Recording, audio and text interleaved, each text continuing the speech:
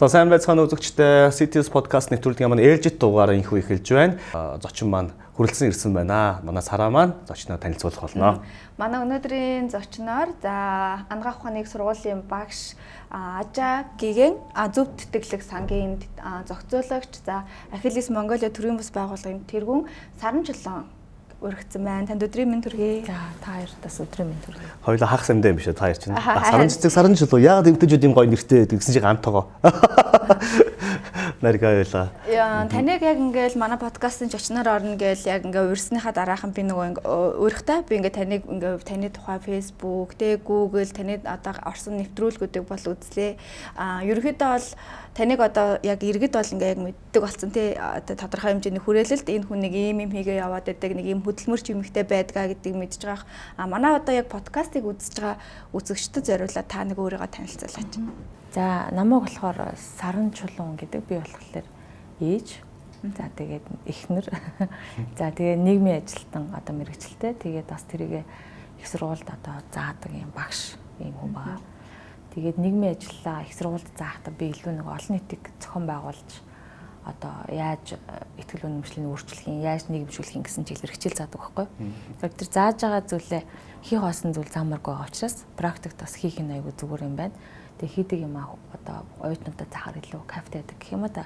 Тэр утгаараа би одоо энэ Ахилес Монгол гэх төрөмс байгууллага нөгөөх нь өөрөө чи хэлсэнчлэн Ажаагийн зөв тэтгэлэг сан гэдэг тэтгэлэг өгдөг юм хоёр төрөмс байгууллагад одоо ажиллаад тэгээд явж байгаа юм хөө байна. Ер нь яагаад анх энэ төрийн бус байгууллагыг тэ ер нь ажиллуулахар болсон бол Ахилес Монголиагаас эхэллээ гэж. За яг энэ миний хувийн амьдралтай жоохон холбоотой. Тэгээд би 13 та байхдаа морь унж зүгээр уралдах биш зүгээр сонирхож үзэж байгаа. Тэгээ мориноос одоо санамсргүй байдлаар унаад тэгээд шагаага гимтээгээд тэгээд тэр гимтэл нь одоо хөдөө хээр нэг уралдааны морины сунгаа гэж байдаг байхгүй. Тэр бүр ингээ нэг одоо сумын төвөөс хол явдаг тийм. Тэгээд тэнд байжгаад эмнэлгийн төсөлмжийн тэр тухайн үед нэг аваагүй жоохон эвгүй болон готнууд австаа харцаагаар шавшаал боочдог шүү дээ хөлөг тийм. Тэгэл боогоол орхицсан. Тэр нь ерөөсөө нэг эдгээг явсаар хагаад нэг жилийн дараа гэхэд тэр ясны хавдар болж одоо өрөвсөд хүндрээд тэгээ би хөлөд харуулсан. Тэгээ тэр хөлөд харуулснаас хойш тухайн үед ч одоо 90 эдэн он биш учраас 90 оны үеэс учраас Монгол протез бол сайн протез байгаагүй хэмэлгэл. Тэгээ би маш одоо хоёр хөл нэг хөл нь хиймэл хөлтэй. Тэгээ тэр олдсон хөл нь айгүй онцгой хөлтэй, шир төмөрөөр хийсэн хөлтэй. Тэгээ бас нэлийн санхүүгийн хувьд нөгөө зах зээлийн үед ч бид нар бүгдрэл амьдрал хэвчээсэн шүү дээ. Тийм үед амьдраад ингээд баг 20 жил болцсон учраас энэ 20 жилийн хугацаанд бол одоо хангаагаад багш байсан. Тэгээд багшийн хуваар одоо гадагшаа их явж сурсан. Тэгээд нэлийн юм сурчаад ер нь өөршгөө энэ хүмүүстээс туслахсан гэдэг юм бодол маш их байсан. Тэгээд нөгөө сурсан мэдснээ их сургуульд заах бол одоо тэр оюутнуудаа л заагаал яваад байна тийм ном цааснараа гэтэл амьдрал дээр бас химээр санагдсан. Тэгээд тэр бодлынхаа хүрээнд 2014 онд анх Facebook дээр Let's Run Mongolia гэдэг групп байгуул. Амар том Let's Run Mongolia. Амар том нэртэй групп байгуул. Тэгээд тэрэн дотор өөрийнхөө нөгөө нэг гүйлтийн одоо Америкт ахта спонсороор олж авсан хиймэлгүүлнийхээ зурагтай өөрөө ингэж одоо шорт өмсөж цасан готой хүмүүсийг натаа гүхүү гэд асуусан тийм анхны пост оруулсан. Анх удаа л одоо Facebook дээр өөрийнхөө одоо хөлгүй байдлаа одоо гүйлтийн хөлөөр орлуулад тэгж амьдралтаа хот зураг тавьсан юм. Тэгсэн чинь маш олон хүмүүс одоо чи одоо хөлөд хайруулсан юм уу юу болцсон гэд яг нөгөө намайг өмнөх 10-20 жилийн хөлгүй байсан гэдэг юм айгүй олмос мэдээгүй байсан юм бэл. Тэгэнгүүт хүмүүс огт мэдэхгүй байсныг би ойлгоод энэ хүмүүсээс одоо ингэж бие нууж ичиж зовж амьдарчсан байна гэдэг бас ер нь л жохоо ойлгосон л тоо.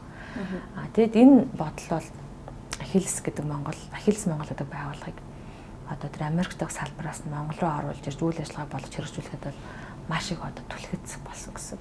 За тэгээд 15 онд тэр явдлаас хойш одоо Facebook дээр хамтаа гүйцэтгэх 1 2 гэдэг арга хэмжээг төмний андвар зохион байгуулав. Тэгээд анх ингээл нэг телевиз мэлүүд тэр чинь нөгөө нэг сурчлагын интернетээр олдохгүй шүү дээ амар үнэтэй ч юм уу тоохгүй. Тэгээд би чинь одоо чатгаараа л ийм Facebook дээр л бичдэг. Facebook бол олон хүнд авахгүй бол тэр бол хинч биш байгаад даа. Тэгсэн мөртлөө нэг юм тэр хүн тэндээ өглөө болгон 6-аас бас хүмүүс натаагүй гэж бичээд байдаг гэсэн юм. Тэгээд тэрнээс болоод анхны гүйлт хийхдээ үнгүү тэгээд одоо би forward гэдэг одоо автомашин Японоос оруулждаг компаниар ивент тгүүлж байгаад 100% одоо анхны спонсор тэр компаниас ивент тгүүлээд тэгээд анхны гүйлтийг хийж үтсэн. Гэтэ гүүхтэй хүмүүс ингэж асуудаг заяа. Чи одоо ирээд ингээ 3 км 5 км гүйж чамд номерын үнгүү үгүй, үнгүү ус үгүй, үнгүү банан үгүй.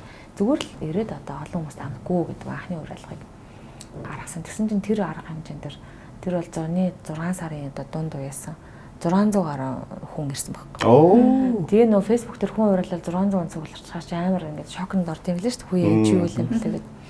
Тэгээ тэр ирсэн хүмүүс дотор бол мэдээж энийг би ганцаараа бас хийгээгүй. Одоо түгээмэл хөгжил гэдэг нэртэй төрөмс байгууллага байдаг.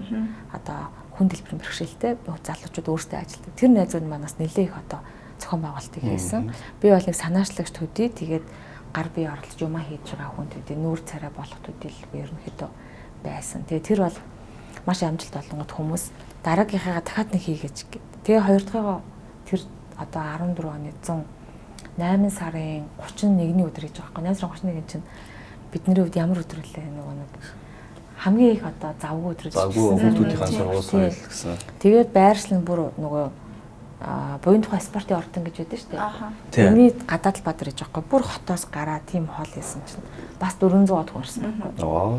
Тэгээд тэгэхэд бол аюул олон компани байгууллагууд жижигэн спонсорууд нөгөө логонуудын та нэмэгдэж ирж байгаа байхгүй. Тэгээд ер нь аль гүйлтэж болох юм байна. Болж ийн гэж бодцоод байжсэн чинь лантун тохиог хасас ганж авахлаа энэ холбогдоод тэгээд бүгдээрээ хамт ерөөсө гинжиг таслыг гүйлт зохион байгуулъя гээд.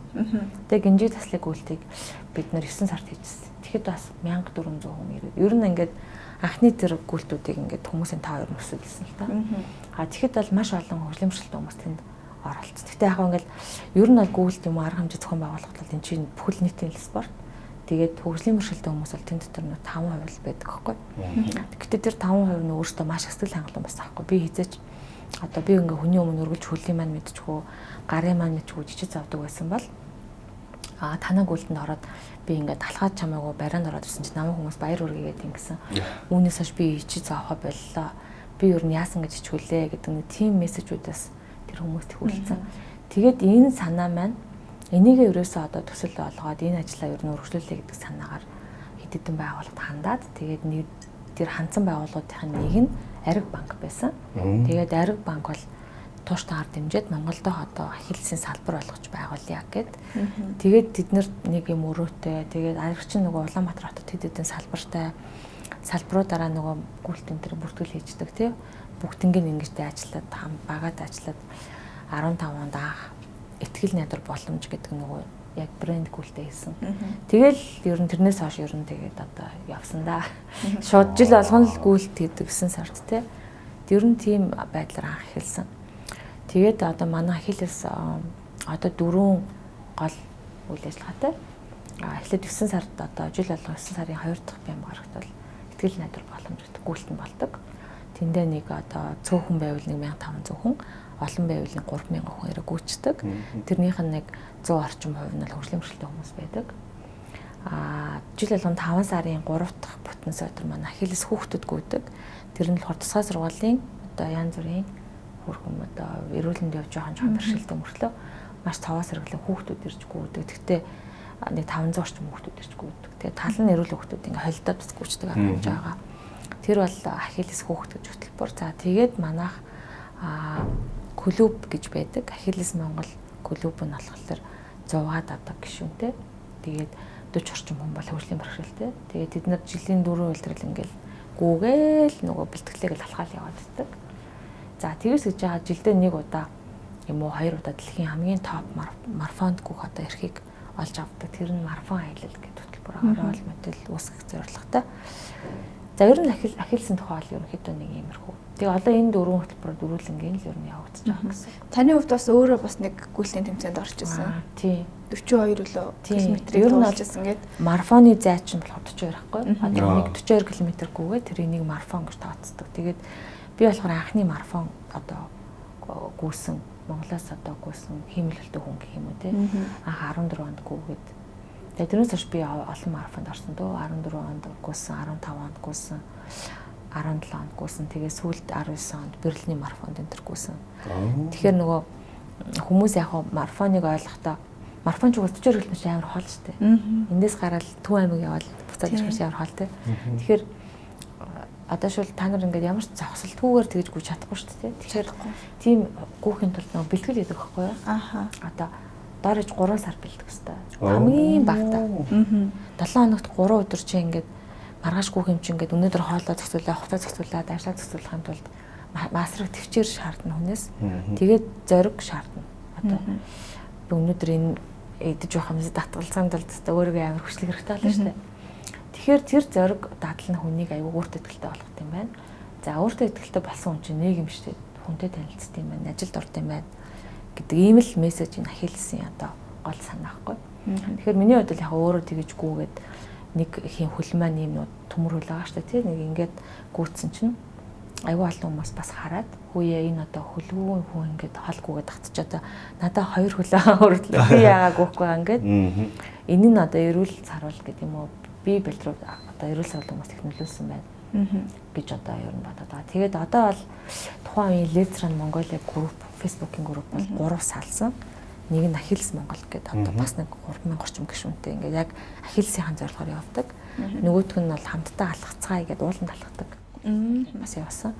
Лецран өөрөө одоо нэг 7000 орчим гишүүнтэй групп үлдсэн байгаа. Тэгээд би бол илүү одоо Ахиллесийн арга хэмжээнд илүү оролцдог байгаад байгаа. Би нөгөө таны нөгөө ярилцлага нэвтрүүлэг гэдэг утсан ингээд хамгийн гол нь нөгөө гүйлтийн тэмцээн марафоныг зохион байгуулж байгаа хамгийн гол санаа нь бол тэг хөгжлийн бэрхшээлтэй одоо зүгээр иргэд хоёрын энэ боссон ханыг нураах зорилготой гэд. Яг үнэ. Харин юусо тэмцээд харагдаж байна л та. Эргээд баг та бүхний тэр одоо зохиосон тэр гоё үйл ажиллагаасан зөөр бид нар те хоёр хөлтөө хүмүүсийн хөвд гисэн дэн чинь эргээд зөв амьдралын хэв маяг гэдэг ч юм уу те ягаад ч юм тэр гоё хамтдаа байгаа байдлаар хүнийг хайрлна гэдэг шиг тийм хүлээж аавна гэдэг шиг хүлээн зөвшөөрнө гэдэг шиг гоё зүйл болсон байна шүү дээ. Яг ингэ сонсох нэ маш гоё. Тийм. Яг гоо тэгээд хүмүүс нөгөө би өөрөө Нью-Йоркийн марафонд анх гүйж байхад ер нь Нью-Йоркт ингээд амьдардаг байхдаа олон жижиг тамгууланд орж исэн л да. Тэгэхэд бол хүмүүс гүүгээд ирэхэд хүмүүс ингээд алгадчихдаг байхгүй. Баяр. Гэл амар тэр нь бүр яг сэтгэлээсээ хүнд баяр хүргэж гоё үг хэлж алгадчихдаг байхгүй. Монголд болохоор тийм юм айгүй муу монголчууд ч ингээд хүнд одоо сэтгэлээсээ юм баг хэлдэг шүү дээ. Одоо ингээд одоо би чамайг харалтай чи амар хөөрхөн харагдчих чинь ямар гоё өнөдөр ингээд ямар гоё сэтгэл гаргаад өснө чи ямар гоё ингээд одоо хэлэхэд тэрийг хэлжүүл бид нар ингээд нэг тийм давхар бодол заавал аваалаа тий. Буруу юм ботчихгүй дээ гэж бодол тий. Би одоо чамайг хараад тий хүй гантгаа би өстө чамайг амар мундаг дуучин гэж боддог гэл ингээд хэлэхээр хажуунаас хүмүүс харалчаад ямар сайн олон юм ярьд юм бэ гэл тий. Ямарсандаа Солонгос олон жил амьдрал хүрээд ирсэн чинь пялдаг гэдэг үг модонд орсон шүү дээ тий. Тэгээ би тийм үг мэдэхгүй Солонгосоор яваад хүрээд ирсэн чи тийм үгтэй болсон байсан.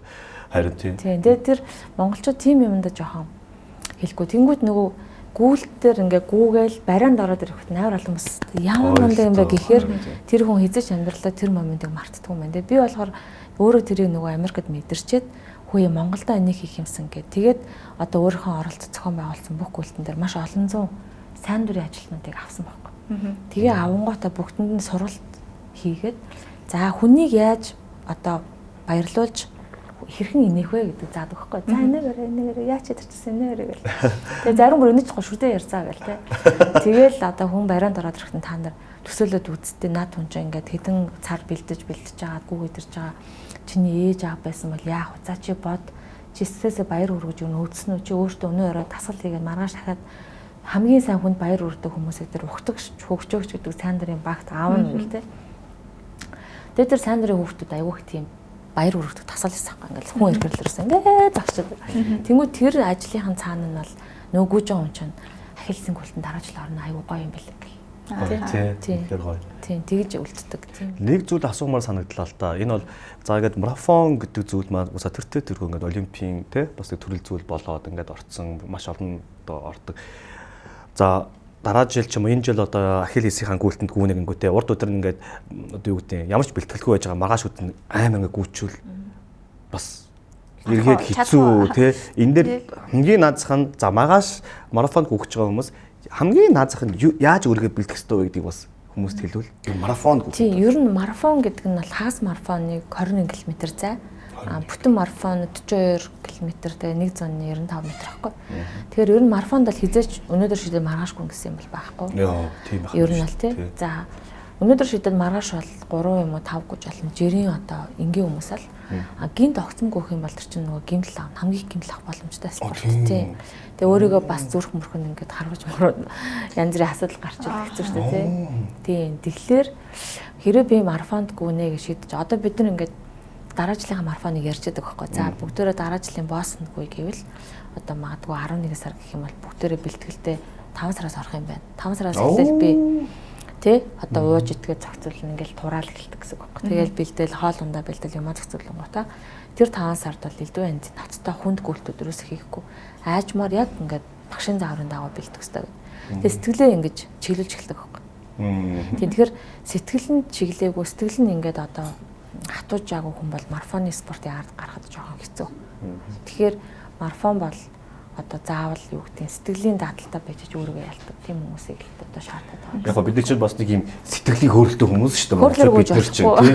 Ваа ста нэрээ энэ ч бол магаш та нэрээ марафонд одоо 21 км ч юм уу айгүй урд өдөр нь пүүз авангуудаа магаш нь гүйж байгаад айгүй санаад тийм хүмүүс их байдаг. Санаа зовхос. Одоо тэгэл нэг хүүхдээ нөгөө бэлтгэл хийгээл нэг хүүхдээ хэдэн километрийг эхлээд маш багаас эхэлнэ. Эхлээд одоо эхний 1 км чи явгаа алхаж болно. Тэгээ дараа нь темпо хурдсаад явна. Ер нь гүүн гэдэг үг нь өөрөө юу хэлээд байгаа вэ гэхээр одоо бид нэг шогшоод нэг юм хөдөлгөхөөр ингээ хамаг би ингээ халуун орой хүлэрдэг байхгүй. Тэр халуун оройд байгаа хүлэрж байгаа мэдрэмжэл хамгийн удаан байрах чинь гүйлтэхгүй. Тэр үед хүний нүдэнд тэр хүн алхаж юм шааргаж байна. Гэтэл тэр хүн ингээл айхалж байгаа шүү дээ. Гүйчлэн гэсэн. Эсвэл хүний нүдэнд амар хурдан гүгээд байхад хүлэрдэг хүмүүс байвал тэр пульсын дээр явахгүй бол өшөө хүчин чадал байна л гэсэн үг яваад байгаа юм.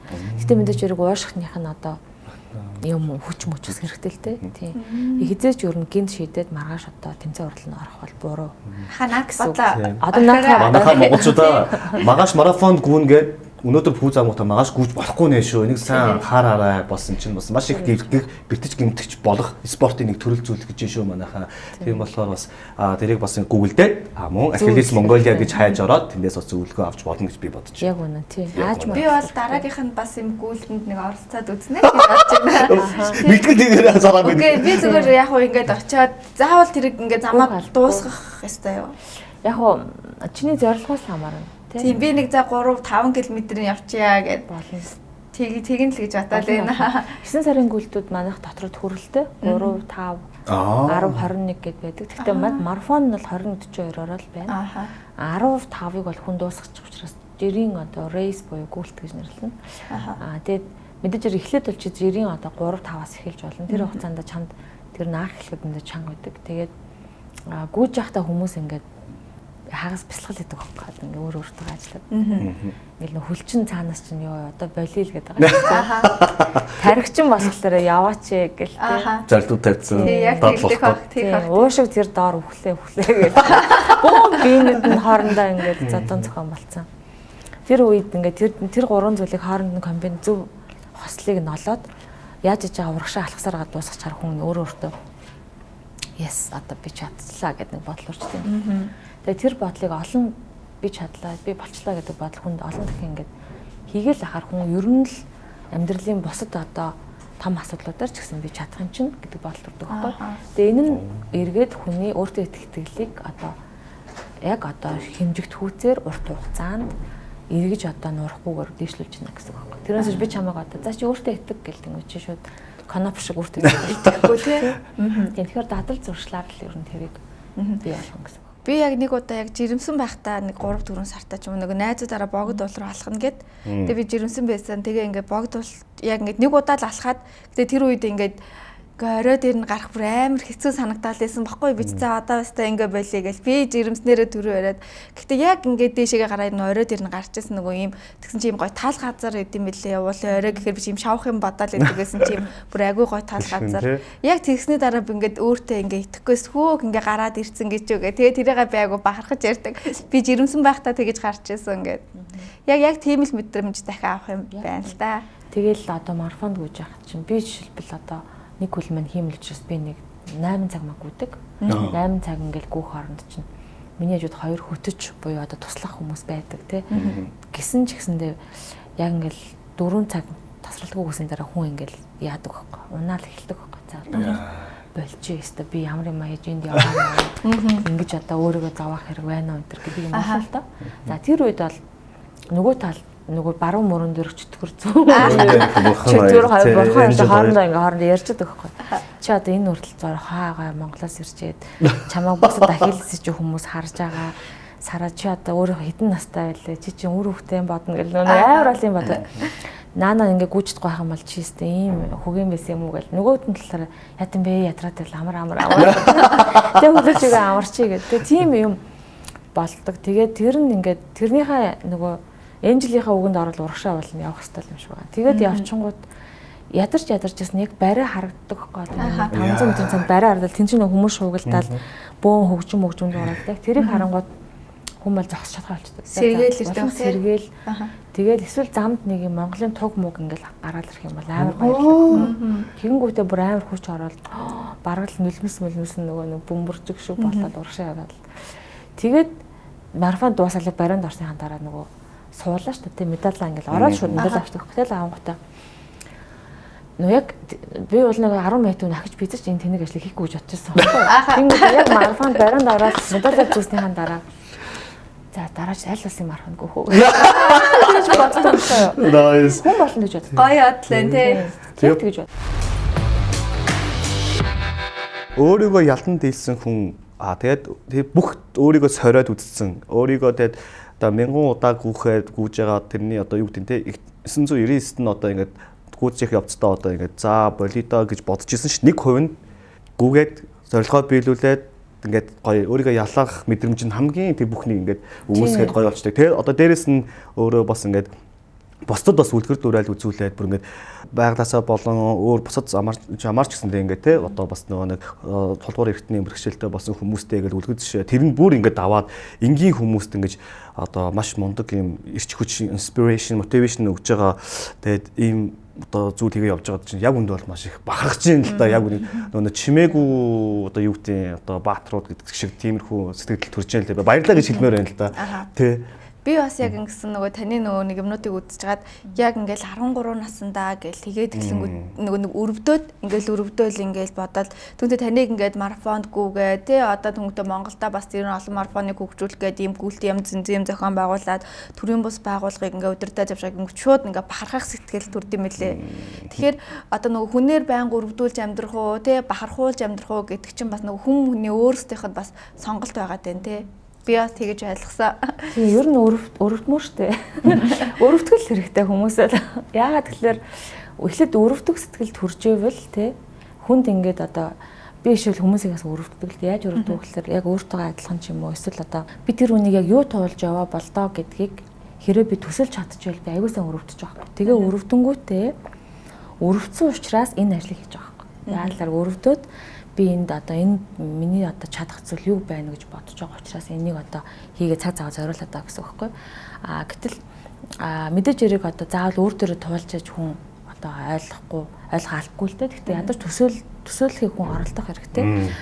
Энийг одоо нийгмийн ажлын шинжилгээ ухаанд юу гэж хэлээд байгаа вэ гэхээр шинжлэх ухаанч одоо филантроп гэдэг юмны чинь гол санаа тэр ихгүй.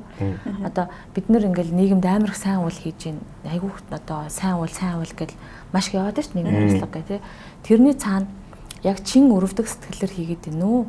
Эсвэл одоо өөрөө гоё харагдаж тий одоо тих гэж хийгээд нүг гэдэг санаа чинь ингээд холилдод яваад байгаа байхгүй. Тэгэхээр одоо манай ахиллесчүүдийн хувьд болон одоо нийгмийн ажлын мэргэжлийн хувьд бол үнэхээр өрөвдөөд яна ямар хэцүү байгаа юм бэ? Гэхдээ би тэгвэл энийг ингэ шийдчихье гэж урт хугацаанд одоо тэр хүний амьдралд одоо хоёулаа ингээл уулзалт басахад надаас үлдэж байгаа юм чам насан туршил байх хэвээр. Миний хийсэн энэ зүйл насан турш чинь ингэ чамд үлдэх хэвээр гэж бодож хийсэн ажил чинь жинхэнэ одоо нийгмийн ажиллахгүй жинхэнэ тусын юм байгаа даа.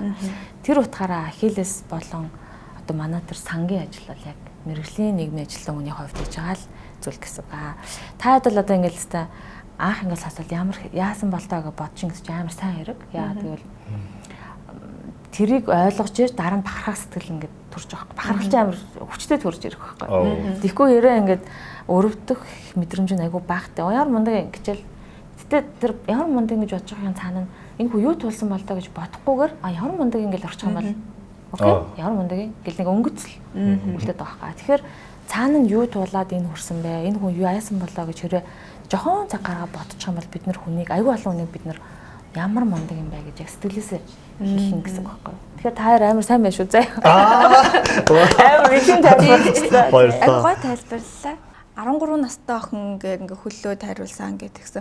Яг тэр үед юу нэгэд таныг яаж хүлээж авсан бэ? Нийгэмч гэдэг юм уу? Тэгээ танд бас өөрт ч янз бүрийн нэг тийм айдас байсан уу? Яг нь ер нь бол айгүйх нөгөө өвчтөй байсан л да. Одоо 1 жил орчим нөгөө хөл маань ингээ хавтаад амар өвчтөй байсан учраас энэ өвдөлтийг одоо өвдөлтөөс хурдлан салж ивэл надад миний хөлийг таслана уу байна уу хамаагүй.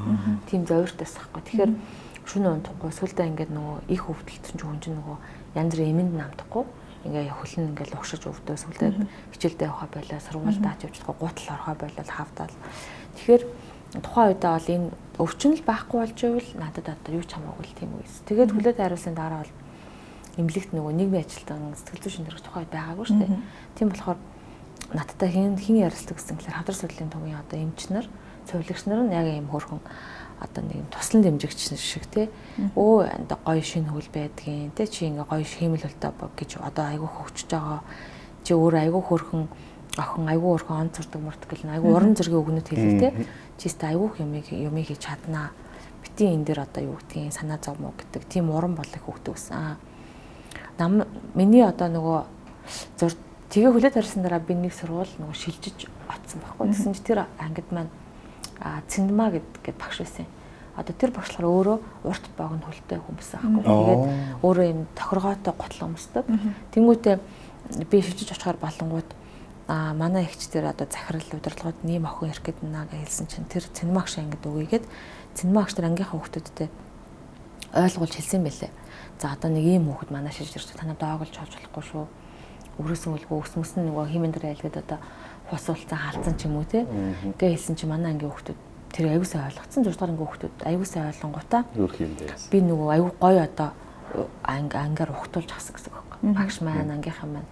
Тэгээд ер нь тэр хамт олон бол насан туршил одоо хүний нөгөө би чинь нэг ганцаараа биш юм би тийм гаж биш юм байна. Гэдэг тэр мэдрэмжийг өрнөтө өгсөн гэсэн. Анх очиход аягүй хавлаж аваад энд сууна. Хүүхдүүд энэ амар хөрх сэтгэлээсээ тий. Тэгснэ нэг хөрхөн мөнгө зүүн нийлүүлээд нэг чихэр welcome гэдэг одоо тавтаа морил торонтор юм олон юм надад ямар өөрх юм бэ? Тэр ангийн хүүхдүүд бас байдаг тий. Тэгээ тэр бол тэр 10 жилийн багшийн хийсэн маш том зөв одоо үйл хэрэг гэж одоо бодоод байгаа. Ер нь л би эмээ хамждаг гэсэн. Тэгээ эмээгийн хувьд бол ер нь эмээ ингэдэг гэсэн. Чи ингээд толгоогоо хөлөөл алдсан шүү дээ. Чи тархиа алдаагүй шүү дээ. Хүн ингээл тархиараа л амьдрдаг шүү дээ. Хүн хөлөөрөө амьдрдаггүй, хүн тархиараа амьдрдаг, толгоогоор амьдрдаг байхгүй. Чи ингээл эрдэм хичээлээ сайн игээл ах юм бол тий одоо онд сайн сурал хичээлээ сайн игээд ах юм бол чи яахчгүй чиний хөлмөлд ямар ч хамаагүй гэд надад тэгж хэлдэг гэсэн. Тэгэл миний хүү хичээлээ л хийгээд би хичээлээ л хийх хэрэгтэй мэн гэд тэгэл явааддаг гэсэн. Өөр нэг одоо нөгөө миний хүрээлэн буй орчин тухай сошиал гэдэг юм олон юм баг байсан шүү дээ. 90 он. Тийм болохоор тэгэл анги хамт олон аюу гой хүлээж аваад аар гэрээс нэмэн дэмжил явчихж байгаа болохоор би бас их тийм дарамт юм бол мэдрээгүй л дээ. Гэхдээ эмээ дотроо бол нэг тийм харуулсал юм уу бас юм тээжсэн байдаг гэдэг би одоо яг боддог байхгүй яалаар манай эмээ ээж хоёр л аюу хөх тэр үед сэтгэл нь хямарчсан юунд хямарчсан бэ гэхээр том болоод одоо хүний эхнэр болно өөрөө хөвт гаргахаар яана гэж тэр хүмүүс болж ирсэн. Тэр чинь одоо бидний тухай л. Тийм тэгээд маш их одоо залбирдаг одоо нөгөө юу гэдэг мэрхэн уншаад манай уншаад залбирал тий. Тэгээ айгүйх тийг зовдөг байсан байна гэдэг нь би одоо өөрөө ээж болоод тэгээ ойлгож байгаа хэрэг. Тэр нөгөө түрүүн эмнэлэгт байхдаа тэр эмчнэр маань айгүйх хөөрхөн ингээд бас нөгөө нэг care хийдэг тэгжсэн. Ер нь Монголын эмэгтэй одоо энэ 13 настай охин хөлөө тариулсан байх үеийн сэтгэл зүй ямар хөө байх вэ те. Тэрийг одоо ингээ гоё ингээ сэтгэл заслын эмчилгээ манай монголчууд Монголд айгүй одоо бол дөнгөж эхэлж байгаа. Дөнгөж эхэлж байгаа те. Тэгэхээр тухайн үе тийм байхгүй зөвхөн эмчнэр маань тэр ажлыг баг давхар хийгээд яваад ирсэн байна. Тий. Бос тэр чинь ангийн чинь одоо ангид нь багш нь баг хүүхдүүд нь өөрсдөө ингээ шаардлагаар одоо юу гэдэг юм аюу гоё багш нар ойлгуулад хэлсэн болохоор хийжсэн гэж бодохоор бас одоо энэ салбар гөрчихгүй бол болохгүй гэдгийг бас харуулж ирнэ гэж ойлгож байна. Одоо энэ протез гэж яриад байгаа тийм энэ хүлний хиймэл одоо хөл гар хийдэг юм үйлдвэр Монголд байна уу? Ер нь Монголд энэ тулгуур эртний хөгжлийн бэрхшээлтэй хэвдэд маань тоо баримт статистик юу байт юм бол ер нь тэр сайн одоо гутлыг одоо хөлийг ер нь нэг жүгний хэд байдгийг хамгийн сайн тийм энэ тал дээр яг өмнө нь болохоор 3 протезны үйлдвэр ирсэн л та. Нэг нь одоо улсын үйлдвэр тэгээд бас нэг 2 хувийн үйлдвэр байж байгаад нэг хувийн үйлдвэр нь одоо тэгээд үйл ажиллагаа явуулах болсон байна. Улсын үйлдвэр бол байдаг. Тэгтээ ер нь бол улсын үйлдвэрийн үйл ажиллагаа бас л тасалцсан. Ягаад бол одоо протез болон энэ хиймэл эрхтэнд өгдөг улсаас өгдөг нөө төсөв мөнгө их бага. Дээрээс нь хүмүүсийн худалдаа авах чадвар хүрсэхгүй. Ягаад бол хүн эд эрхтнээ алдлаа.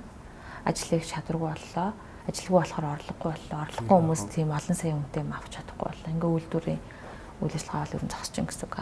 Яг одоо бол эрхэм чанар гээд одоо яг протез ортопед буюу хиймэл хөл болон одоо энэ зүйлээр дагнсан үйлдвэр байгаа. Энэ үйлдвэр маань Япон солонгосын технологиор бас хиймэл хөлөнд бол хийдэг.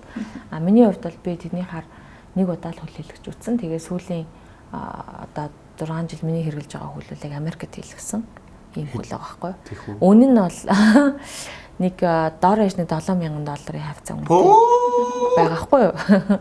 Тэр үнэ нь хаана яваад байгаа гэхээр энэ силикон аймс машин. Тийм, машин шиг үнэтэй. Тэгээд тэр силикон аймсанд л байгаа даа. Тэр зөөлөвч гэдэг юм уу силикон аймс нь өөрөө нэг аймс нь гэхэд л тэр чинь $400 үнэтэй байгаа байхгүй. Тэгэхээр айгүйх юм юу хэрэгтэй байгаа. Тэгээ яг Монголоос одоо хүмүүсийг юу гэх юм Америк руу яваад төлөөлнө гэхээр асар үнэтэй шүү дээ. Виз, замын зардал байх юм тохиргоо очоод энэ хөл чинь одоо хүн болгон таардаг машин шиг шууд өмсөхгүй нөө тайруулсанд нь тааруулдаг учраас жоохон ажиллагаатай. Тэгэхээр байрлахын тулд доорож 14 хоног байрлал байрлана гэхээр маш их зардалтай. Тийм учраас миний одоо бодлоор бол яг Орос айгүй ойрхон газар бас гайгүй хийгээд байгаа мó гэж жоохон бодож байгаа. Эсвэл эрхэм чанар одоо илүү жоохон технологийн шинжилгээ хийгээд тэгтэн одоо улсаас туслаад ч юм уу бас хийвэл зүгээрж магадгүй гэсэн ийм шийдлүүд хараад байна л да. Хэдэн хүн ерөөхдөө ойролцоогоор яг ер нь бол 130 орчим мянган хүн л гэж байдаг. Тэгээд тэрнээс нэг 30-аад мянган хүн бол 35% нь хүүхдүүд байгаа. 18 хүрээгүй хүүхдүүд. Тэр хүүхдүүд дотор одоо хараа сонсгол тулгуур эрхтэн гэх яг тулгуур эрхтний бэрхшээлтэй хүн бас л нэг тэр хавцад үнгээр байгаа болоо гэсэн тоо байдаг. Тэгээд тулгуур эрхтэн гэдэг нь юу орчих вэ гэхээр нөө хөлдөө болон хөл тэгээд нурууны гэмтэл бүгд нэлээ орчиж байгаа. Яг хөлөө тайруулсан тэд гэсэн тоо авахд жоохон хэцүү. Хөл тайруулсан нөгөө нэг би бол одоо хавдраар болон гимлээс үүдэлтэй хавдраар тайруулсан. Монгол чихрийн шижингээс болж хүмүүс маш хөлөө тайруулдаг байхгүй. Нөгөө сахарын шижин хөмдрээд тэгээ хөл нь ингээд өрөөсөд. Тэгэхээр 3 дахь амжилт дээр чи бол сахараас болж жилдэх олон 100 хүн хөлөө тайруулдаг гэсэн үг. Юунаас болдго юм болсон? Нөгөө хөлнийх нь одоо захын мэдрэлийн одоо сот руу очдог тэжээлүүд нь ингэж багасаад тэгээ хөвчл үүсээд тэгээ хөл нь бас тайруулдаг тийм бас маш их байдаг юм лээ. Энэ хуруугаа бас ингээд магадгүй хөлдөөсөн хүмүүс гэмтэл бас орно. Осол гэмтлээс бол маш их хүмүүс хөлөө тайруулна. Хүүхдүүдийн хувьд бол хөлөө тайруулсан байна үгүй голдуу мориноос унах гэмтэх эсвэл осол эсвэл одоо ер нь ахуй ослоор л байгаад байгаа юм л да. Насан турш хүмүүсийн хувьд бол цаахраас. Тэгвэл та одоо жишээлбэл манай Сараа маань одоо юу гэдэг энэ одоо бас тоо оронтыг сонсохоор маш их өв штэ. Хүн амынхаа тоонд харьцуулах юм бол тий ерөнхийдөө яг харьцуулах юм бол тэгэхээр одоо энэний урьдчилсан сэргийлэх тал руугаас хандсан үйл ажиллагаа мэдээж бас хийгдэж байгаа тий гэж иймэрхүү ямархуу бас иймэрхүү мэдээж одоо марафон гэдэг гайхалтай энэ зүйлийг хийгээд бас ингээд голон дүмд хүрээд явж байна. Мөн урьдчилсан сэргийлэх тал дээр одоо юу гэдэг чинь иймэрхүү юм бол хийдэг байх гэж би бодож байна. Тийм яг нөгөө юунаас нь сэргийлгөө гэдгээс л хамаарна л да. Одоо хэрэг сахарын өвчнөөс урьдчилсан сэргийлэх гэвэл гүйлтэл хийх хэрэгтэй, хоолой цэцүүлэх хэрэгтэй тий. Хүүхдүүдийг одоо ахуйн ослоос хамгаалъя гэвэл хүүхдүүдээ одоо амьдарч байгаа орчныг хараа хяналтаа сайжруулах хэрэгтэй. Автослоос хамгаалъя гэвэл мэдээж хэрэг хүн болгон замын дүрм тий журмаараа явах хэрэгтэй гэх асуудлууд байгаа. Сахарын өвчин бол доор хаяж нэг 15-аас 20 жилийн дараа бол хөл тайралт руу хүрээд байгаа. Тэгэхээр нэгэнт одоо бүр сахарын өвчин одоо тухайн үндэ бол 7-оос 5-аас дээш жилийн дараа мэдэгдэж тэр хүн ойлгож хэлж байна. Яг л хөлн өвдөд ирэхээр хүн очиод байгаа. Тэгэхээр тэгж мэдгдэж эхлэнгүүт л тухайн хүн арга хэмжээ авах хэрэгтэй байхгүй. Тэгэхгүй ингээ хүмүүс нөгөө бүр дөжөртлөө явсараа асуултад төвлөд хариулж байгаа асуудал юм байна. Тэгэхээр 10 20 жил юм уу тэр хоолоо идсэн тэр зуршилтай байгаа хүмүүсийг одоо урьдчилан сэргийлнэ гэвэл 10 20 жилийн өмнө эхлэх хэрэгтэй болчиход байгаа юм л да. Би яг нэг залуу хүний хувьд нэг ийм юмыг анзаараад байгаа.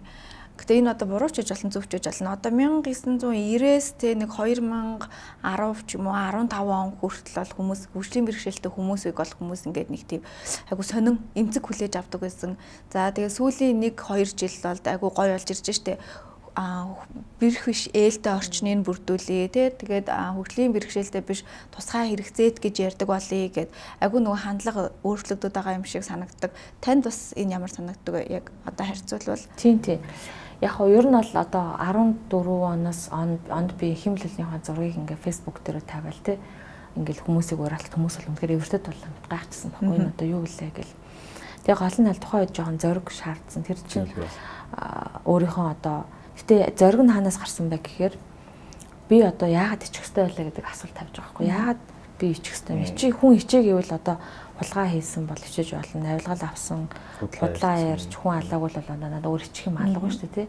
Тэгэхээр энэ санааг хүмүүст чи одоо ямар нэгэн эрүүл мэндийн хазгуу тохиолдолд ч юм уу залгуу явдлаар юу ч болсон байлаа чи ингээд аль нэгэд ирэхтээ алдна гэж ичих зүйл биш гэдгийг хүмүүст ойлгуулахын тулд өөрөө ичихгүй байгаагаа харуулхаас эхлэдэг байгаа байхгүй. Тэр ажлуудыг 15 онд манайх бас ахиллесийн хувьд нэлээд явсан гэж юу бодож байгаа. Тэгээд мөн хөгжлийн бэрхшээлтэй бусад байгууллагууд явж гисэн нэлээд явж оролцож эхлээд тэгээ 16 онд нэлээд эрчимтэй явж байгаа. Сүүлд ерөөсөө энэ одоо засгийн газрын агентлаг байгуулъя гэд тэ бүр хөгжлийн бэрхшээлтэй хүний асуудлыг тусна ингээд авч үзээд одоо бол хүмүүсийн хандлага маш сайн өөрчлөгдсөн.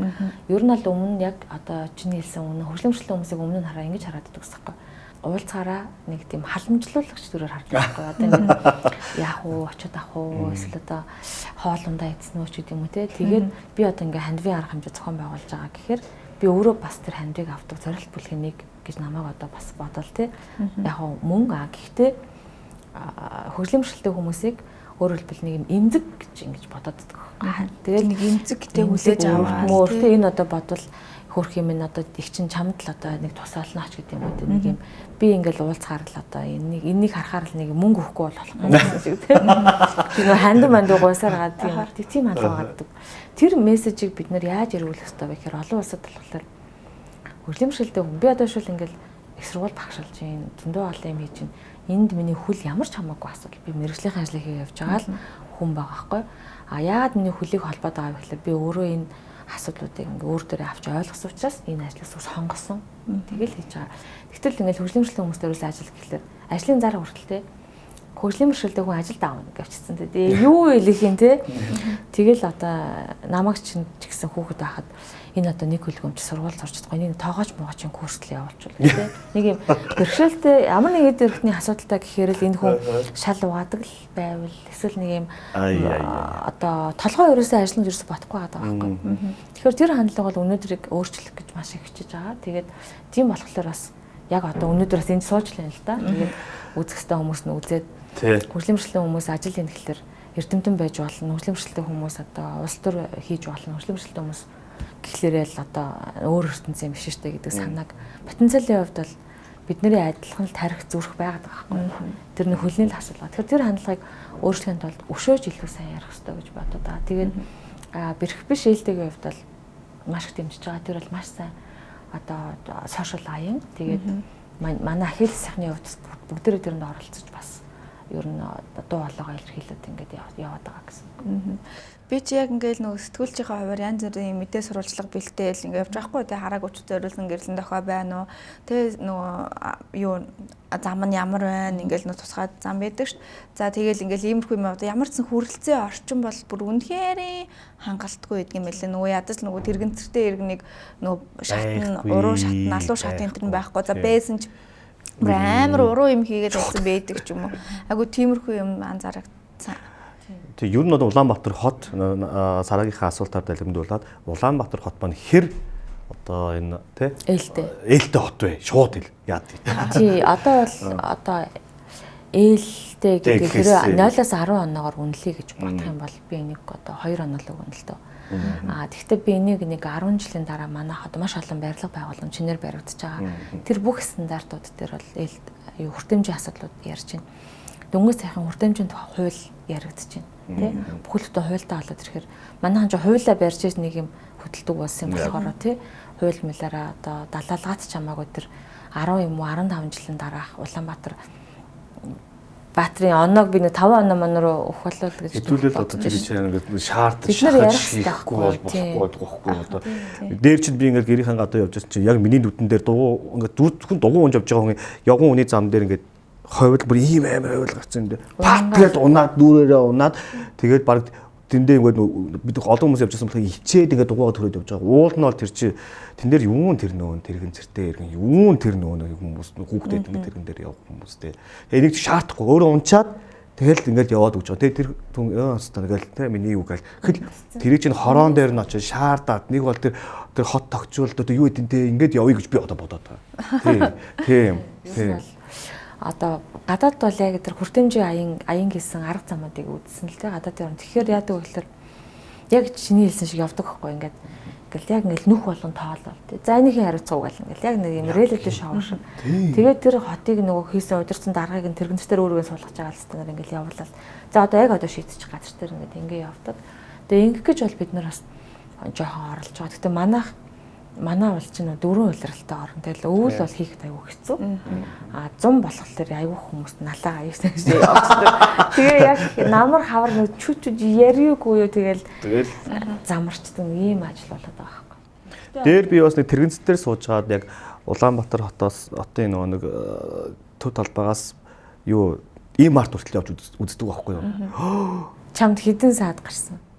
Алхам тутамд. Тэгээд алхам тутам саад гарна би унсан шүү дээ би хойшоогоос хавж унаад. Тэгээд ингээ гарах гэж жаад. Тэгээ яг нөгөө зам хөндлөн гарах гэж жаад манай яг сүүлийн зарим одоочууд маань их сайхан болж ийн л да. Зам хөндлөн гараа би ч ингээд нөгөө танихгүй тийм ингээд тавингуу ч нараас зам хөндлөн гаргаад хүүгээ. За тэр замын тэр боржуурын тэр налдуу малдуу бол ер нь бол төв газар гэхэд голгор шүү. Тийм. Үнэхээр ямар ч стандарт байхгүйгээ хэлж уучлаарай тэгээд. Тэгэхээр дэд бүтцийн хувьд за таны хувьд 10-аас 2 оноо гэлээ. За харин нөгөө нэг тэгвэл хотын залуучуудын нийгмийн асуудал нь гоё асуу. Тийм яг хөө сүүлд нөгөө нэг Сика судалгааны хүрээлэнгээс баха би буруу юм нэрлэж магадгүй монголчуудын үеийн судалгаа хийсэн байсан. Тэгээд тэр судалгаан дээр монголчуудын зэтүүд бол яг зэтүүд биш тий. Одоо миллениалууд бол яг миллениалууд биш байгаад байна л да. Бид нар одоо зэтүүд гэл одоо залуучууд өөрсдөө бас хэлээд байгаа. 25 хүртэлх насны хэлээд. Тэр бол яг зэт гэдэг нь өөрөө юу юм бэ гэдэг тодорхойлж байгаа байхгүй юу? Одоо баруунд бол ийм одоо зан характертай ийм шинжтэй хүмүүсийг бол зэтүүд гэж хэлнэ. Гэл одоо миллениалуудыг болохоор арай өөрөөр одоо байгаль орчныг ингэж хардаг мардаг гэдэг. Ингээд тэр нэг baby boomers энэ уууд нь ингээд 10 20 жилээр өөрийн гэсэн тийм шинжүүд тодорхойлоод Монголын яг энэ насных нь яг интернет шинжилгээр яг бас биш байгаа байхгүй юу? Монгол болохоор одоо хагас хотчлолд явагдаж байгаа учраас залуучуудын маань маш одоо магадгүй юу гэдгийг 100 мянган залуучууд байлаа гэхэд зэт үеийн 100 мянган залуу байлаа гэхэд яг тэр зэтийг төлөөлөх шин шимтгтэй нэг 50% нь л байна. 50% болохоор одоо хагас хотчоод ч юм уу эсвэл нөгөө миллениал үетэй холилдсон хэв шинжийн зүйлүүд бас байгаад байгаа гэд. За тэр энэ суурин дээр ярих юм бол залуучуудын сэтгэлгээ бас бүгдээрээ муу бол биш те 50% нь ядаж энэ цаг үеийг бас ач холбогдол өгөөд энэ өөрийнхөө хариуцлагатай иргэн гэдгээр бас их оролдож байна. Аливаа юмыг харах хандлага нь сайн. Гэхдээ бол 100% бол биш. Тэгээд бүгд одоо Z гэхлээрэл би одоо нэг юм cool гэдэг тэр хандлагаараа тий эсвэл Z гэхлээрэл би нэг ойлгож байгаа гэсэн бас ягч биш юм билээ шүү гэдгийг бас залуучуудад бас хандж тэрийг эхлээд ойлгочоорой гэж хэлбэр санагддаг байхгүй юу? Тийм шүү дээ. Тийм тэр чинь өөрөө чиний хандлагын чинь суур нөгөө төвшингийн илэрхийлээд байгаа гэсэн үг байхгүй юу? Тийм.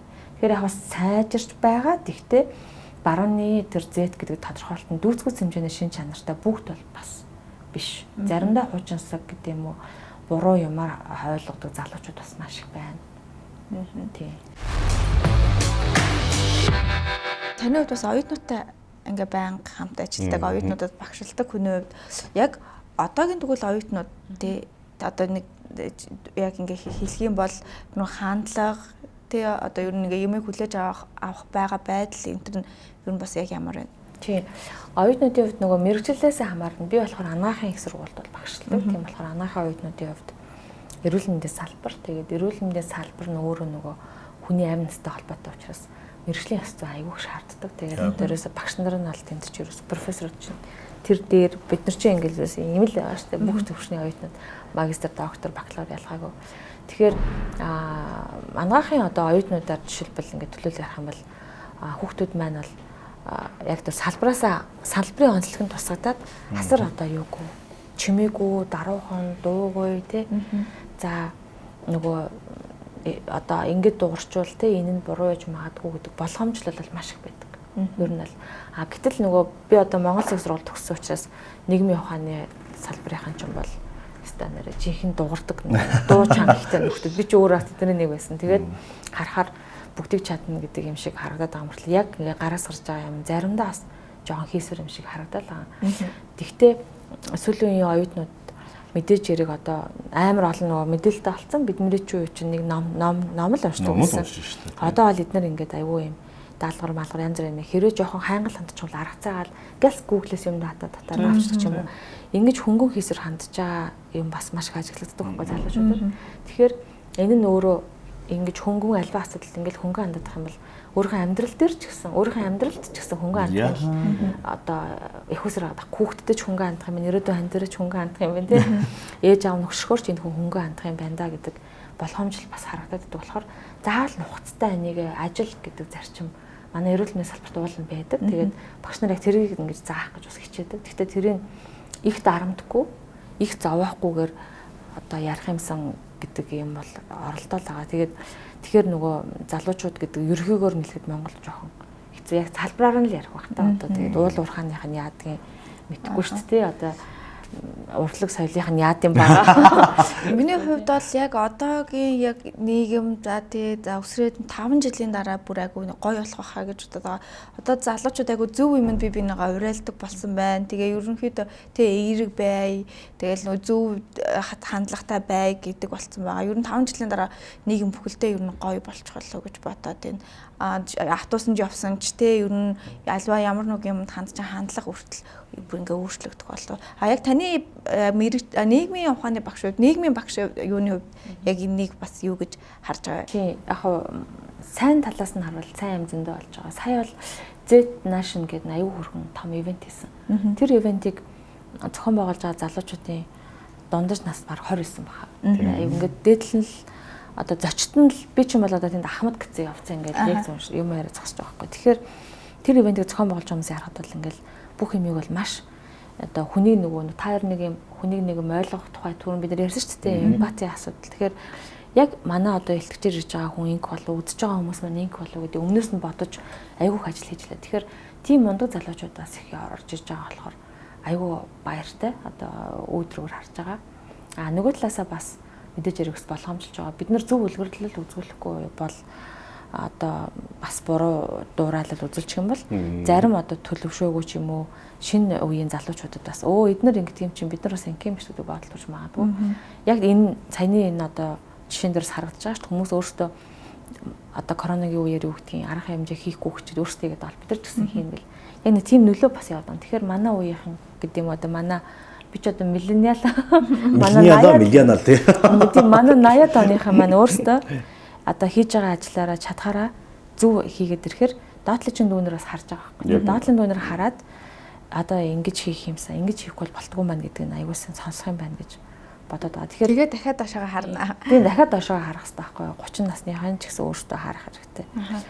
Тэгвэл би бол бас сайн үлгэрлэж чадвал бид яаж үлгэрлэн тэд яг л одоо хараас явна. Хэдийгээр яг хэд дахин илүү супер байх л байх л та. Тэгтэл үлгэрлэл айгүй чухал байхгүй. Үлгэрлэл хамгийн чухал.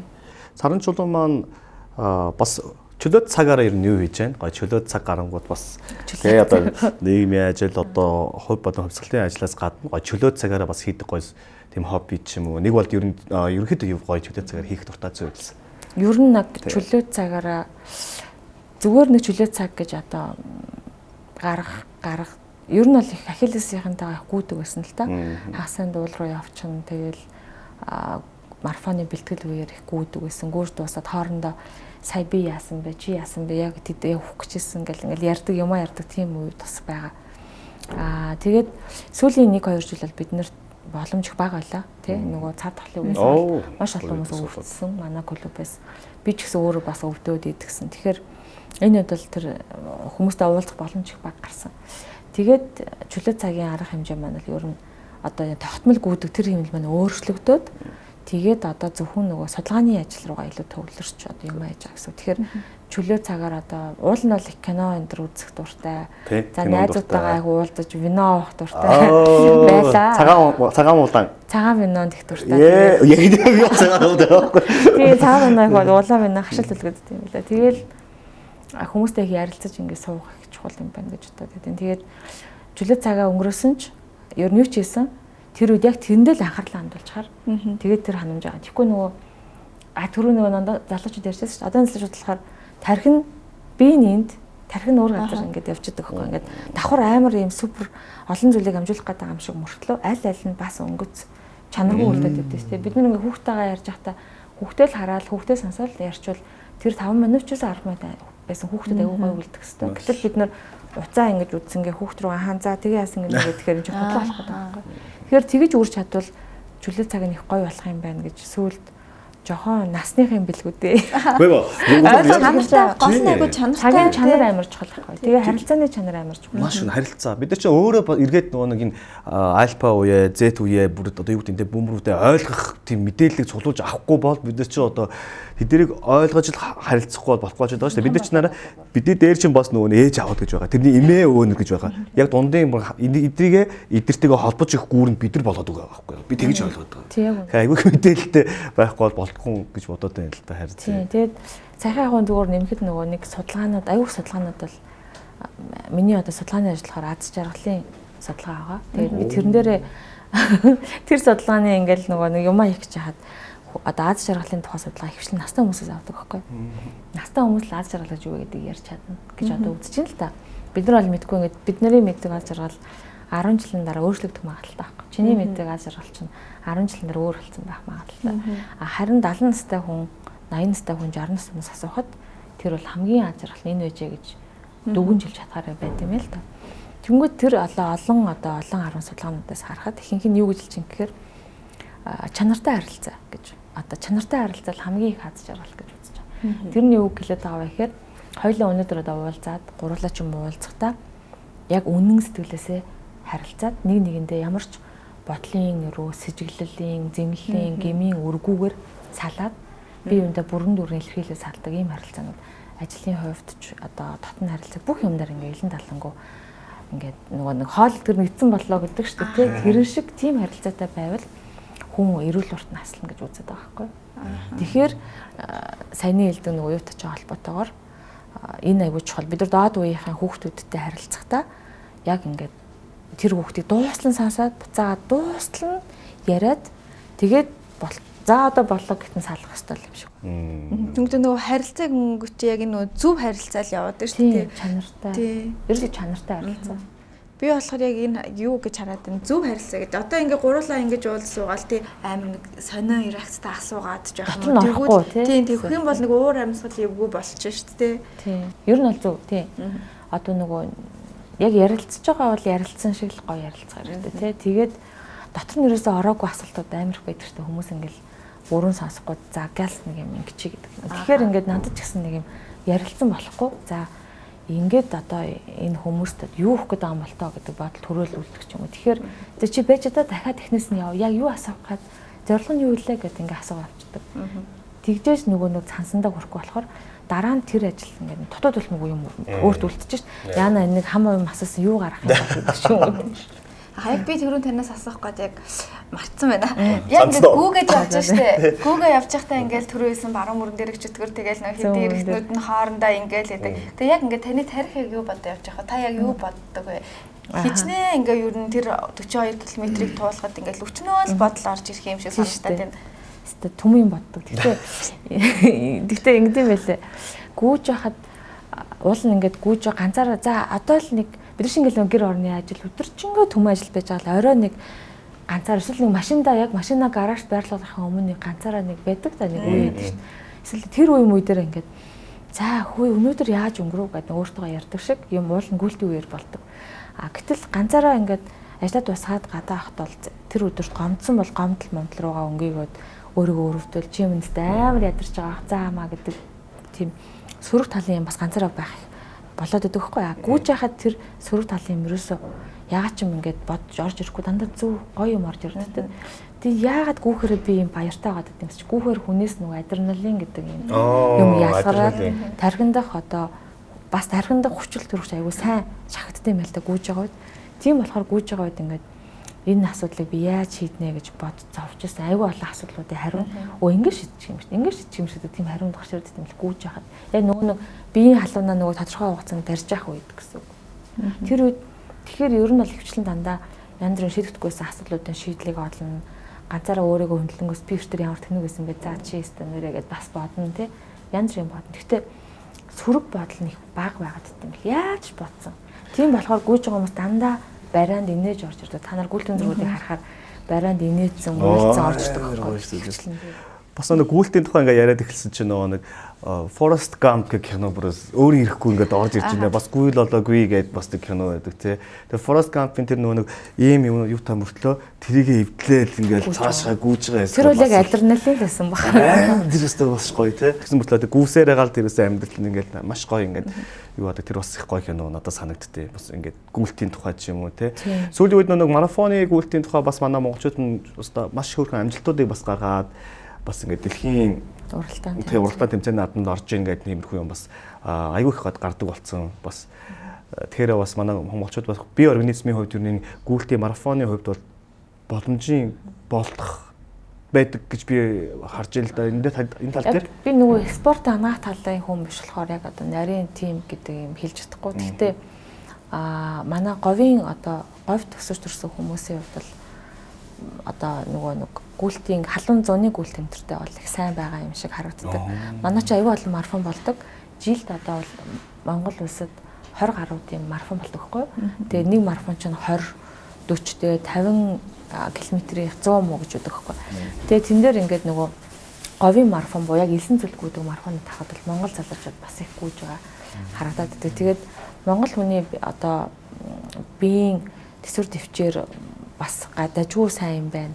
Гүйлтэнд бас их боломжтой байна гэдгийг бол манайхан олон уралдаан тэмцээнээр харуулдаг л да. Дахилсан хийж байгаа зүйл нэгдээр гүйлт боловч хамгийн тэр нөгөө зорилгын туйл нь бол спортын карьер биш. Нөгөө нэг олон нийтэд үлгэрлэн манлайлах замаар гэдэг утгаараа манай хөгжлийн бэрхшээлтэй хүмүүс нь бол тэр 42-оо л дуусгачвал тэгэл тэр хүний хувьд бол хийж болох хамгийн зөв зүйл байгаа. Тийм спортын буюу тамирчдын хувьд болохоор дэлхийн одоо медаль авах дэлхийн тэмцээнд төрүүлэх нь бол нэгдүгээр зорилго. Тэгэхээр биднийхийг заримдаа бас хүмүүс жоохон ингээд идэх байхгүй. Ингээд тэмцээн орлон ороод ирсэн хүмүүсийг төрүүлсэн үү? Үгүй би дуусгасан гэл тэгэхээр дуусгасан юм уу гэл. Дуусгах чинь өөрөө нэ финишер гэдэг угаасаа медаль авдаг. Дуусгахдаггүй олон хүмүүс байдаг байхгүй. Марафонд ч 10 км гүгэл 20 гүгэл за болно гэж. Тийм хүмүүс гүрээ. Тэгэхээр яг нь ер нь бол марафон гэдэг спортыг одоо хүмүүс л маш их ойлгодог болж байгаа. Анх нөгөө мөнгө төлдөг гэдэг байсан шүү дээ. Нөгөө 14 онд нөгөө 600 одоо бол мөнгө төлөөд тэгээ гүйж байгаа шүү дээ. Тэгэхээр мөнгө төлөө гүйж болдог мөнгө одоо мөнгө төлөөд гүйлт ч өөрөө сервис юм гэдгийг ойлгоцсон бай. Ямар ч байсан 2-3 мянган хүн Монголд байна гэдэг чинь хөрхөн бас маш гоё том ахиц. Ахиллес гэдэг үг чи ямар утгатай үг юм бэ? Хөлийн шүрмсийг хэлээд байгаа Оо одоо. тийм үү? Ахиллес шүрмс гэдэг энэ нарт гэдэг шүү. Би Ахиллес гэхээр нэг юм бурхтын нэр юм болов уу гэж. Грекийн баатар. Тийм Ахиллес гэж. Тийм байдаг. Чимэл хараа Ахиллийн баатар гэдэг нөгөө хүн байдаг. Тэгээ ээж нь нөгөө жоохон багт нь шилбнээс нь ингэж доош нь харуулж байгаа хүүгээ юм мөнхийн усанд ингэж дүрээд тэгээ тэр хүний одоо бүх ид эрэхт нь бол яаж ч одоо зэвсэг гимтгүй мөртлөө зөвхөн тэр ээжийн гараараа барьсан шилбэн жоохон багт нь тэр хэсэг нь өмхөө сөрөг болохоор гимтдэг гээд тэгээ кинонд тэр шилбэр нөгөө харуулж нөгөө Брэд Питтийг алаад идэв штэ санаж нь Брэд Питтийн кинод шүү. Тийм Ахиллес. Яг хөлийнх нь арын инлүүнд хараад тэгээ алчдаг. Тэр домгоос үүдэлтэй кино ахгүй. Тэгээ тэрнээс үүдэлтэй Ахилл гэдэг нэртэй юм клуб нь тийм. Энэ одоо Төв нь хаана вэ? Нью-Йоркд байдаг. Нью-Йоркд байдаг. Одоо тэгээ Монголд одоо бас Монголд нэг салбар нь байдаг. Тийм дэлхийд даяар 43 оронд том жижиг янз бүрийн салбар байгаа. Канада, Япон, Орос, тэгээд одоо Африк, Өмнөд Африк тэгээд Америк дотроо бол бас нэлээд олон салбар байгаа. Мужи болгон дээрээ 20 мужи салбар гэдэг хэвгүй. Маш их баярлалаа. Сараа ихчтэйгээ ингээд яриад ах юм бол хоёулаа ч бүрлээ. Тийм подкастаар бараг цаг гараад явчлаа. Подкастын төгсгөлд нөгөө Ажаагийн зөв тэтгэлэг сан гэдэг энэ агуу өвөрмс нэртэй байна. Тэгээ та энэ сангийнхаа талаараас нэг цаа мэдээлэл өгөөд подкастаа өндөрлөх. За тэгээ за Ажаагийн хувьд болохоор яг төвдөд төрсөн. Тэгээд 2 настай байхдаа 8 дугаар Ажаагийн гэж өргөмжлөгдөж танигдаад тэр одоо төвдийн хамгийн том гөмбөм хийдгэж байт юм. Тэрний хамт ламаар ажиллаж хагаад тэгээ төвдөж юм бол хятадд одоо эрхшээгээд ингээд авсан шүү дээ тий. Тэр үед бол улс төрийн одоо шахалтын улс төрийн одоо ажлууд янз бүрийн юмнаас болоод Америк руу дөрвөн гарсан ийм гигантын хүн байгаа. Тэгээ тэр хүн болохоор одоо 70 настай Америкт амьдардаг. Тэгээ тэр хүн төвдөд болохоор Хөх нуур гэдэг аймагт төрсөн. Тэгээд дээд Монгол үндэстэн хүн байхгүй. Одоо өвөр Монгол гэдэг шиг дээд Монгол гэж байдаг юм байна тий. Тэнгүүд өөрийгөө бол Монгол хүн гэж одоо Монгол хүн учраас би Монголд юм яах хэрэгтэй гэдэг үзэл санаа байгаа. Нөгөө талаас төвдийг бол хятадууд яаж одоо эзэлсэн энэ гашуун туршлага байгаа учраас монголчууд өөрөө хүчтэй иргэнтэй байх хэрэгтэй. Тэгжээж одоо хятадаас өөрийгөө хамгаалах хэрэгтэй гэдэг нэг цаад үзэл санаач бас байгаа. Гуравт болохоор энэ хүн буддийн нөгөө гигантэн одоо би гигантэн гэдэг бол олон дахин хүн төрлөө олоод төрөд байгаа сүнснүүд тий. Тэр энэ хүний өмнөх төр 1 2 3 дугаар Ажаагийн гэдэг юм уу. Тэр дандаа юм нийгэм тустай олон үйлдэлүүдийг хийж явсан хүн юм байна л да. Тэр утгаараа Монголд энэ Ажаагийн 3 сайн нийгмийн үйлдэл хэрэг хийсэн баггүй. Нэг нь болохоор тэр эхний лагсын эмнэлэг дотор нөгөө хүүхдүүдэд зориулсан цусны хавтартай хүүхдүүдэд зориулсан эмнэлэг бариад бусад бүтээлүүд өгсөн. За хоёр дахь ажил нь одоо миний зохицуулаад байгаа зөв тэтгэлэг сан байгаа. Энэ нь одоо маш ядуу айлын гэхдээ маш он цан сурдаг хүүхдүүдэд дээд сургууль 4 жил сурах одоо 20 хүртэл сая төгрөг тэтгэлэг өгдөг. За тэгээ гурав дахь ажил нь ахмадуудад зориулсан юм. Хамдын хөгжлийн ордон бас баригдаад. Яг л ахмадуудаас хаягдаад байна гэдэг тэр хүн бас харсан. Тэгээ энэ бүгдээ Ажаагийн яаж хийдэг вэ гэхээр ерөөсөө л одоо Ажаагийн дагаж шүтдэг нөгөө орон орны шавнар байгаа. Одоо Хятад, Төвд, Бурайд, Япон, Америкчууд энэ төр өөрсдөө бас ингэж даган биширдэг. Одоо далаал ам шиг тий. Тэгээд тэр хүмүүсийн хандвар Ажаагийн Монголд энэ 3 ажлыг ерөөхдөө хийж байгаа хгүй. Тэгээ миний хувьд бол яг энэ сангийг зохицуулдаг. Тэгээ манай сан болохоор одоо 39 оюутантай. Тэгээд хүүхдүүдэд зөвхөн дээд сургуулийн төлбөрийг төлөхөөс гадна бие хүний, хувь хүний хөгжилтэй холбоотой маш олон менторингийн хөтөлбөрөд хамруулад тэгээд эх орондоо хайртай зөв Монгол иргэнийг одоо манай тэтгэлгээс гарнаа гэсэн ийм зорилготойгоор ийм сан байдаг. Тэгээд жил болгон 7 дугаар сард манайх тэтгэлгээ зарладаг конкурсын дараа. Тэгээд хүүхдүүд 12 дугаар анги төгсөөд хүүхдүүд маань материалаа бэлдээд 3 шатны шалгаруулалтанд орно. Тэгээд тэр 3 шатны шалгаруулалтын дотор нь зан чанарын сойрол, сэтгэл зүйн тест, нийгмийн ажлын үнэлгээ, гар гэрийн байдал тэгэл банкнаас зээл авахд юу бүрдүүлдэг тэр шиг бүхэл юм ингэ шалгадаг. Тийм модельээр ажилладаг байгаа тийм. Вау. За тэгээ ямар ч манайд өнөөдрийн Cities podcast нэвтрүүлэгт маань маш одоо үлгэр жишээ авмаар бас мотивашн авмаар inspiration авмаар гайхалтай зочин маань өргөдөж манай хүсэлтийг авч оролцсонд маш их баярлалаа. Саранчлуунда маш их баярлалаа. Тэгээ тэрнээс гадна манай Саранчлуу маань болохоор Ахилес төрийн бус байгууллагын одоо захирлаар ажиллахаас гадна ангаахын ухааны Шинэ ухааны ангаахын сургуулийн багшаар багшаар гэдээ ажиллаж байгаа маань юу ойлгож авсан бэ гэхээр ер нь бол бас одоо юу гэдэг маш их одоо зүйл энерги одоо юу гэмрээ гоё ингийн агуу бүхэн ингийн байдаг гэдэг шиг л одоо тиймэрхүү гоё мэдрэмжийг бас давлаа маш их баярлалаа гэж бодож байна. Тэгээд хамт нэвтрүүлгийнхаа төгсгөлд манай нэг уламжлал байдаг. Залуучуудаараа хамт шилсэн гоё уриалгыг бас хилдэг тийм манайх юм юутай байгаа. Уриалга хилдэг тийм уламжлалтай байгаа. Тэгээд таны хувьд бас нэг уриалгыг залуучуудаа бас хилээч гэж. Ер нь бол харилцаа бүхэн л чанартай чин сэтгэлийнх л байх хэрэгтэй. Маш гоё уриалга байна. Тэгээд манай нийслэлийн иргэдийн төлөөлөгчдийн хурлаас танд бэлдэж ирсэн жоохон хөрхөн гэдгийг бас гартуулж өгье гэж бодож байна. За дараагийн подкаст хүртэл манайхаа түр баяртай. Тэгээд шинэ оноо маш сайхан өгтаарай гэж хэлмээр байна. Баяртай.